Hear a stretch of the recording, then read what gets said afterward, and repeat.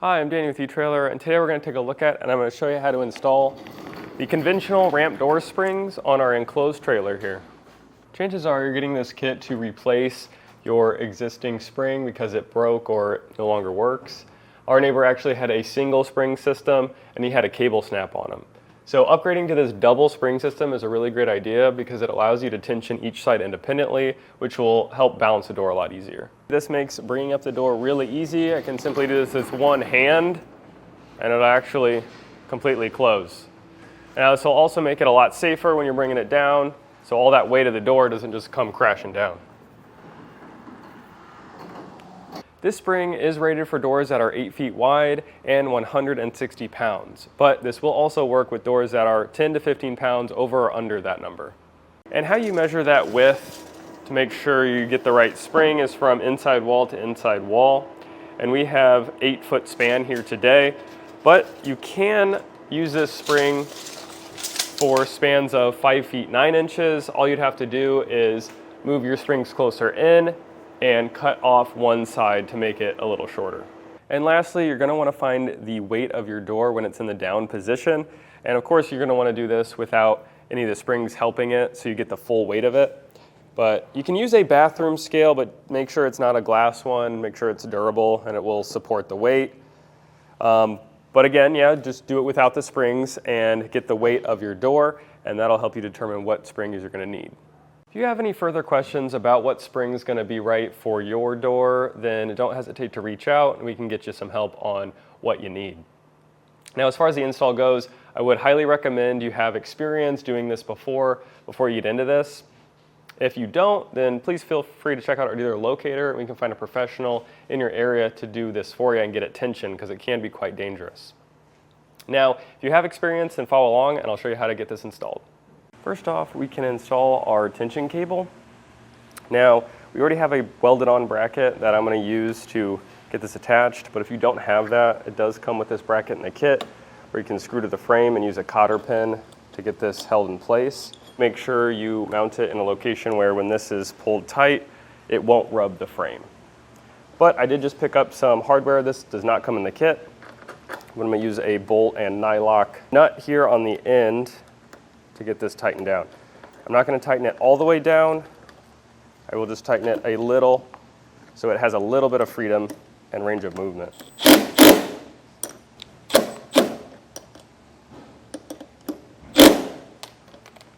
These are the brackets that come in the kit, and the old spring did have these welded brackets that attached their hardware with. But if you didn't have this, they do have these where you can bolt onto your frame or use self-tappers. But it looks like our holes are going to line up, so I'm actually going to use the carriage bolts that were already installed,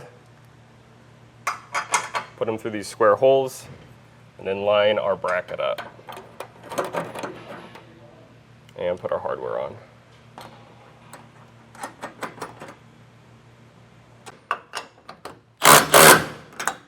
And I did tighten this bracket down. We're going to come down to the spring here and get these coil drums loosened up. They're going to be a square bolt, and they will be 11mm socket, but you will need a 12 point for this to work.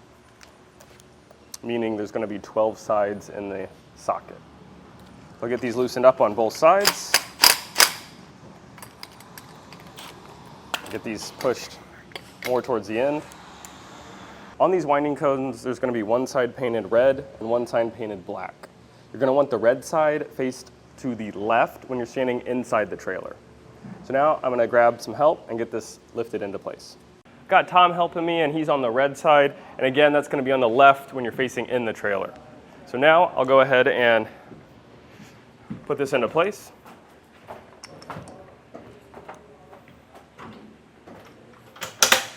And just set it on those brackets. Now we can take that same 11mm socket and get our springs loosened up. I don't want to take these all the way out, but I do want to loosen them so they can freely spin.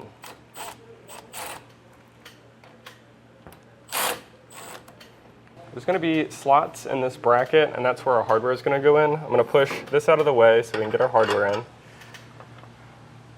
This bolt and nut do come in the kit. I'll slide both these in.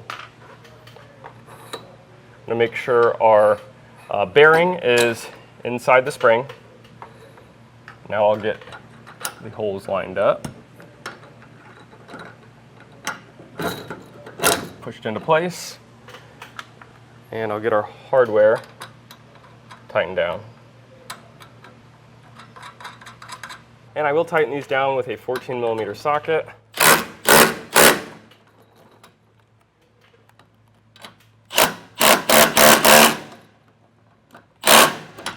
And I'll do this to the other side as well. With these tightened on both sides, we can now move the bar and get it even between the walls. So I'll just measure the wall to the bar and get that even on both sides. One thing I want to check before we proceed here is that our cable is going to be straight and not come into contact with our frame. So I'm going to put this where it's going to start winding up, and we do have clearance, so I'll go ahead and tighten this cable drum down. Now I can move the whole bar and tighten the other one. And I just want to tighten one side for now, and I want to leave the other side loose. You're going to want to have vice grips for this next step. I'm going to have those on standby.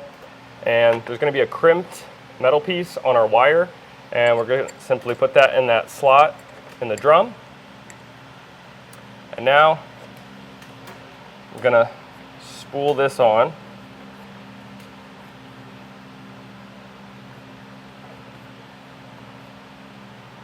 Till it's tight. Take the vice grips, I'll put it on the bar to keep this from spinning. There we go. And on this side, the whole bar will stay stationary and just the drum will spin. So I'll go ahead and put our cable in this one. Get this wound as well.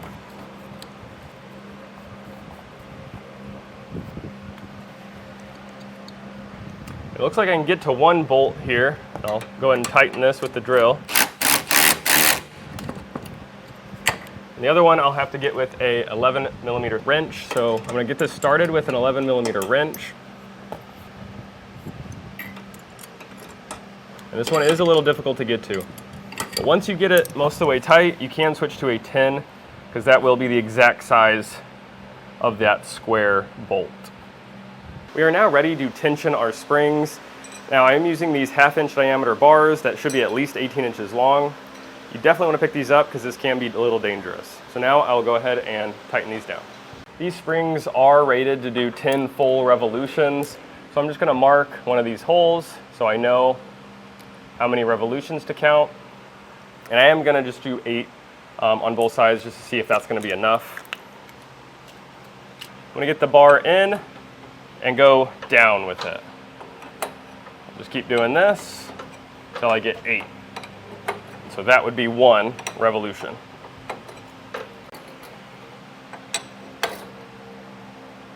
And that's 8 revolutions there.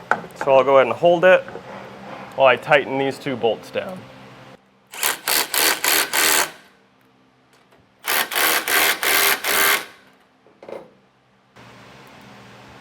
I got this side marked, and I'll do the same thing on this side. At this point, we can take our vice grip down, and we'll test the door. It is the next day, and we did determine that we need 2 extra rotations to put them up to that full 10. And as you can see, we tested it again, and it's all working properly. And that was a look at the conventional ramp door springs on our enclosed trailer.